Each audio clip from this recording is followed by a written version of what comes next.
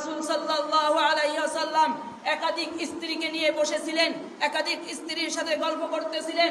তখন একজন অন্ধ সাহাবী আব্দুল্লাহ রাদিয়াল্লাহু তাআলা আনহু আসছে। দূর থেকে তখন দেখা যাইতেছে আব্দুল্লাহ রাদিয়াল্লাহু তাআলা আনহু আসতেছে। আল্লাহর রাসূল সাল্লাল্লাহু আলাইহি ওয়াসাল্লাম বলতেছে, স্ত্রীদেরকে তোমরা ভিতরে চলে যাও। তখন আম্মা জান আয়েশা সিদ্দিকা রাদিয়াল্লাহু তাআলা আনহা বলে, এ আল্লাহর রাসূল, এই সাহাবী তো অন্ধ, তাহলে আমরা কির জন্য ভিতরে যাব? তখন আল্লাহর রাসূল সাল্লাল্লাহু আলাইহি ওয়াসাল্লাম বলে, আব্দুল্লাহ অন্ধ হতে পারে, কিন্তু তোমরা অন্ধ নয়। তার মানে এখান থেকে বোঝা যায় যে দুনিয়ার সব পুরুষ যদি অন্ধ হয়ে থাকে, তারপরও নারীদের জন্য পর্দা করা ফরজ। আবার সব নারীও যদি উলঙ্গ থাকে, তারপরও পুরুষের চোখ হেফাজত করা ফরজ।